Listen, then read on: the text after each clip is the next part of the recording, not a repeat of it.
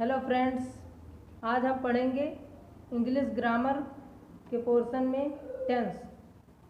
ये बहुत ही इम्पॉर्टेंट है, 9th से 12th तक के बच्चों के लिए बहुत इम्पॉर्टेंट है। तो शुरू करते हैं। टेंस टेंस का मतलब होता है काल या समय। टेंस को काल या समय कहते हैं। टेंस की डिफिनीशन देखते हैं। Tense indicates the time of an action. Tense indicates मतलब दर्शाता है the time of an action, समय में हुए कार्य को टेंस दर्शाता है। तो टेंस हमने समझ लिया। टेंस क्या करता है? टेंस का हिंदी मीनिंग है काल या समय। तो टेंस को हम समझते हैं कितने प्रकार के होते हैं। टेंस में पहले टेंस लिखते हैं। टेंस, इसके प्रकार पढ़ेंगे। Type of tense, type of tense. तो हम मानते पहले हमारा टेंस एक परिवार है, उसमें टेंस के 3 बच्चे थे। टेंस के 3 बच्चे थे। प्रेजेंट टेंस, प्रेजेंट था, प्रेजेंट, पास्ट, प्रेजेंट, पास्ट और फ्यूचर। प्रेजेंट, पास्ट और FUTURE, फ्यूचर। टेंस के कितने थे? टेंस के कितने प्रकार हुए? टेंस 3 भागों में बट गया, प्रेजेंट में, पास्ट में और फ्यूचर में। तो फिर इन तीनों के भी 4-4 भेद हैं। तीनों के भी 4-4 भेद हैं। 4-4 सबके 4-4 हैं। और नाम याद रखना बहुत ही सरल है। जैसे प्रेजेंट का पहले याद कर लें। पहले प्रेजेंट में प्रेजेंट पहले इंडेफिनिट आ जाएगा। इंडेफिनिट, ITE,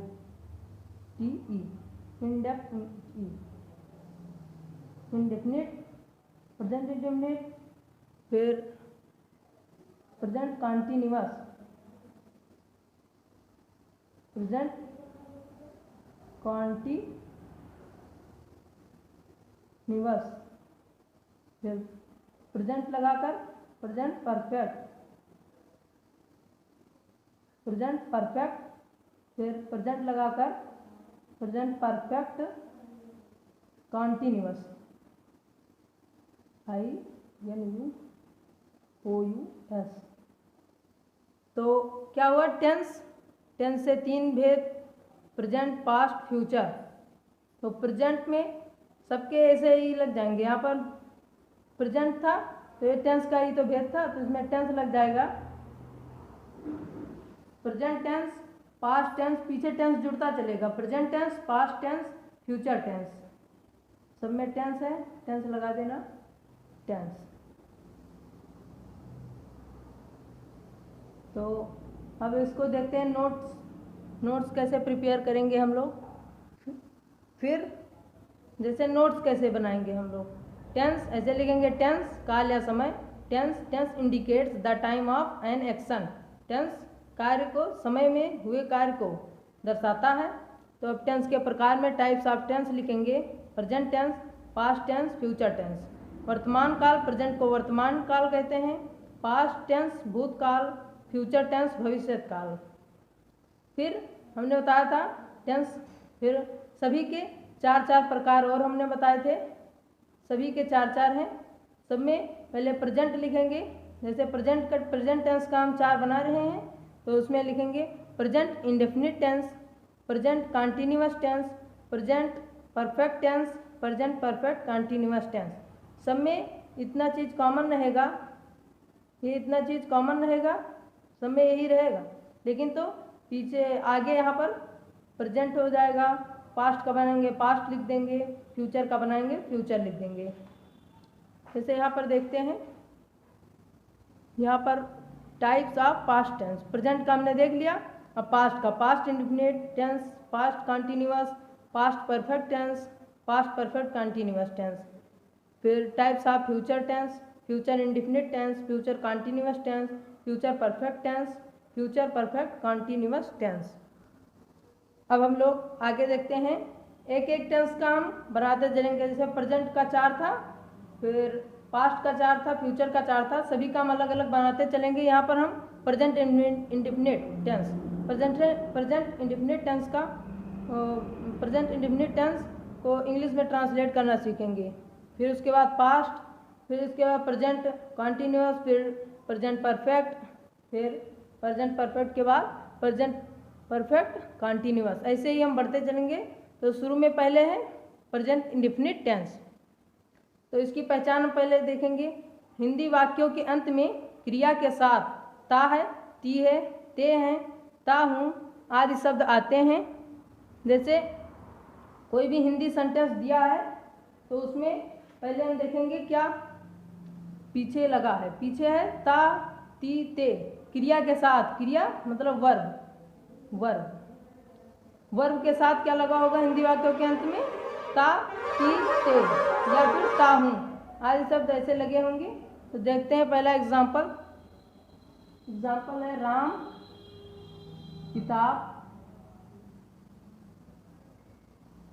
किताब पढ़ता है।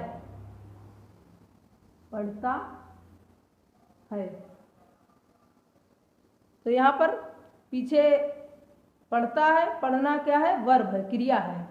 कोई भी कार्य जो होता है वो वर्ब होता है, क्रिया होता है, क्रिया को मतलब किया जाता है वो करने वाला। तो पढ़ता, वो पढ़ रहा है, और पीछे ता है, क्रिया के साथ है ता है। हमने पहचान में देखा था ता है होगा तो क्या होगा, प्रेजेंट इंडिफिनिट टेंस होगा। तो यहाँ पर अब इसका रूल देख लें, तो फिर हम इसको इंग्लिश में ट्रांसलेट करना सीखेंगे। रूल बहुत ही आसान है, ट्रिक से है। जैसे अफर्मेटिव का रूल पहले देखेंगे। अफर्मेटिव सकारात्मक वाक्य, जिसमें जैसे सकारात्मक वाक्य राम किताब पढ़ता है, सकारात्मक वाक्य है। अगर निगेटिव होगा तो निगेटिव नहीं बीच में लग जाएगा, ऐसे ही आगे होंगे। तो अफर्मेटिव का देखते हैं रूल। सब्जेक्ट, अफर्मेटिव के 2 रूल हैं, सिंगुलर सब्जेक्ट के लिए और प्लूरल सब्जेक्ट के लिए। तो सिंगुलर में एक वचन कर्ता आती है, एक वचन, और प्लूरल में बहुवचन। तो सब्जेक्ट, सिंगुलर सब्जेक्ट के लिए ये रूल लगेगा। तो पहले सिंगुलर सब्जेक्ट को लिखेंगे, एक वचन वाले सब्जेक्ट को। तो एक वचन इसमें है राम, क्योंकि अकेला है, राम एक ही है, तो एक वचन है। तो यहाँ पर सिंगुलर वाला वो रूल लगेगा। तो यहाँ पर सिंगुलर सब्जेक्ट प्लस वर्ब की फर्स्ट फॉर्म, वर्ब की 3 फॉर्म होती है, यहाँ पर फर्स्ट फॉर्म लगेगी, फिर प्लस यस या ईएस, सिंगुलर सब्जेक्ट के साथ यस या ईएस लगेगा, फिर उसके बाद ऑब्जेक्ट। तो यहाँ पर सिंगुलर सब्जेक्ट है राम, सिंगुलर सब्जेक्ट है, फिर ये यहाँ पर ये वर्ब है, पढ़ता है वर्ब है, और ये ऑब्जेक्ट किताब है ऑब्जेक्ट। तो यहाँ पर इसका ट्रांसलेट कैसे करेंगे, सिंगुलर सब्जेक्ट यहाँ पर राम था, पहले राम लिखेंगे, सिंगुलर सब्जेक्ट हमने लिख दिया। फिर उसके बाद वर्ब बोला है फर्स्ट फॉर्म। तो पढ़ता है, इसका इंग्लिश, पढ़ना का क्या इंग्लिश होता है, रीड। तो पीछे फिर बोला यस या ईएस लगेगा, सिंगुलर होगा तो यस या ईएस लगेगा, क्योंकि यहाँ पर सिंगुलर है इसलिए यहाँ पर यस या ईएल लगेगा। यहाँ पर क्या लगेगा, यस, ईएस यहाँ पर नहीं लगेगा। राम रीड्स बुक, ऑब्जेक्ट पे लिख देंगे, ऑब्जेक्ट यहाँ पर बुक है, राम रीड्स बुक। अब फिर अगला देखते हैं निगेटिव सेंटेंस के लिए सब्जेक्ट डू या डज, नॉट प्लस वर्ब की फर्स्ट फॉर्म प्लस ऑब्जेक्ट। यहाँ पर नोट है, सिंगुलर एक वचन कर्ता के साथ डज का प्रयोग किया जाता है, और प्लूरल बहुवचन कर्ता के साथ डू का प्रयोग किया जाता है। यहाँ पर डज एक वचन के साथ लगेगा, और प्लूरल के लिए मतलब बहुवचन कर्ता के लिए डू लगेगा। तो एक सेंटेंस देखते हैं हम लोग निगेटिव के लिए।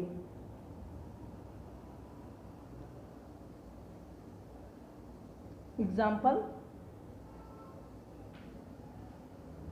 निगेटिव के लिए एग्जाम्पल है, वे क्रिकेट नहीं खेलते हैं, वे क्रिकेट नहीं खेलते हैं। यहाँ पर निगेटिव कैसे पता चला, क्योंकि यहाँ पर नहीं लगा है, इसलिए सेंटेंस निगेटिव हो गया।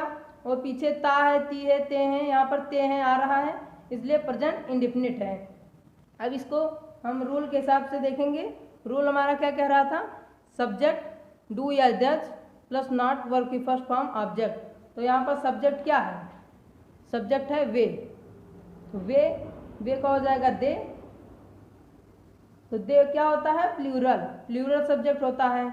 दे क्या होता है, प्लूरल सब्जेक्ट, क्योंकि दे वे हो जाएगा, वे इसकी हिंदी। इसके लिए यहाँ पर बहुवचन के लिए डू लगेगा, डू, उसके बाद नॉट लग जाएगा, वर्ब की फर्स्ट फॉर्म ऑब्जेक्ट। तो यहाँ पर दे के बाद डू लिखेंगे, दे डू, फिर नॉट, वर्ब की फर्स्ट फॉर्म खेलना का क्या होता है, play, play, they do not play, फिर ऑब्जेक्ट क्रिकेट, CRICKET, क्रिकेट। तो निगेटिव का हो गया। अब हम अगला रूल देखते हैं। तो ये हमारा अगला रूल है तीसरा, इंट्रोगेटिव प्रश्नवाचक के लिए। अगर आपका हिंदी का सेंटेंस क्या से शुरू होता है, तो वहाँ पर पहले डज या डू लिखेंगे। हमने बताया है डज कहाँ पर लगता है, सिंगुलर में और प्लूरल में डू। डज या डू के बाद सब्जेक्ट, वर्ब की फर्स्ट फॉर्म ऑब्जेक्ट। यहाँ पर एक एग्जाम्पल लेकर देखते हैं, क्या वह तुम्हें पढ़ाती है। तो क्या क्या है, ये क्या से शुरू है, क्या से शुरू है, इसलिए यहाँ पर ये वाला रूल लगेगा। पीछे ता है, ती है, इसलिए प्रेजेंट इंडेफिनिट है। तो यहाँ पर क्या वह तुम्हें पढ़ाती है, पहले डज या डू है, तो यहाँ पर चूंकि सिंगुलर सब्जेक्ट है, वह मतलब एक वचन ही होगा, इसलिए यहाँ पर डज लगेगा। तो डज, डज, फिर उसके बाद सब्जेक्ट लिखना है वह, क्योंकि पढ़ाती है, ती, क्योंकि वह लड़की के बारे में बात हो रही है, ती है, तो यहाँ पर सी लगेगा, डज सी। अब पढ़ाता है होता तो यहाँ पर ही लगता, ती है इसलिए सी लगेगा, सी, डज सी। फिर उसके बाद यहाँ पर बोला है वर्ब, वर्ब यहाँ पर क्या है, पढ़ाना, पढ़ाती है ये वर्ब है, पढ़ाना का क्या होता है, teach, TEACH, teach, does she teach you, object तुम्हें, तुम्हें का क्या होगा, you, does she teach you, क्या वह तुम्हें पढ़ाती है, इसका ट्रांसलेट होगा। बहुत ही आसान सा रूल है। अब यहाँ पर दूसरा रूल देखते हैं, इंट्रोगेटिव प्रश्नवाचक के लिए बीच में क्वेश्चन वर्ड, बीच में क्वेश्चन वर्ड, जैसे यहाँ पर बीच में आया है क्वेश्चन वर्ड, क्या, कहाँ, किसको, कैसे, ये सब आ जाए तो बीच में क्वेश्चन वर्ड हो जाएगा। तो क्वेश्चन वर्ड की पहले इंग्लिश लिखेंगे, फिर डज या डू, यही ऊपर वाला, फिर क्वेश्चन वर्ड आगे लगाकर फिर ऊपर वाला पूरा रूल है। बहुत ही आसान है। यहाँ पर डज या डू, डज कहाँ लगता है, सिंगुलर के साथ, प्लूरल के साथ डू, फिर सब्जेक्ट, वर्ब की फर्स्ट फॉर्म ऑब्जेक्ट। यहाँ पर इसकी इंग्लिश बनाते हैं। तो पहले क्वेश्चन वर्ड की इंग्लिश, कहाँ की इंग्लिश होती है, वेयर, WHERE, वेयर। फिर क्या बोला, डज या डू, क्योंकि यहाँ पर आप, यू क्या है, यू है प्लूरल, प्लूरल के लिए यहाँ पर do, where do you, where do you, subject भी हो गया। फिर वर्ब, वर्ब क्या है, आप कहाँ रहते हो, रहते हो ये वर्ब है, where do you live, verb हो गया। और चूंकि यहाँ पर ऑब्जेक्ट नहीं है इसलिए यहीं पर सेंटेंस समाप्त हो जाएगा। अब फिर चौथा रूल देखते हैं, हमारा अगला रूल, चौथा रूल, इसमें है इंट्रोगेटिव निगेटिव। यहाँ पर प्रश्नवाचक भी हो और निगेटिव भी हो साथ साथ। तो क्या से शुरू के लिए, क्या से शुरू होगा, तो अगर आपका हिंदी सेंटेंस क्या से शुरू है और इंट्रोगेटिव प्रश्नवाचक भी है और निगेटिव भी है, नकारात्मक भी है, तो यहाँ पर पहले यहाँ पर ये वाला रूल लगेगा, डज डू सब्जेक्ट, डज या डू, डज लगता है सिंगुलर, ये प्लूरल के साथ, plus subject, plus not plus verb की फर्स्ट फॉर्म प्लस ऑब्जेक्ट। यहाँ पर एक एग्जाम्पल लेकर देखते हैं। क्या लड़का स्कूल नहीं जाता है? ता है, पीछे है इसलिए प्रेजेंट इंडेफिनिट। यहाँ पर क्या से शुरू है, क्या से शुरू है और बीच में नहीं भी है, निगेटिव भी है, प्रश्नवाचक भी है और नकारात्मक भी है। तो यहाँ पर ये वाला रूल लगेगा। तो पहले क्या है, डज या डू।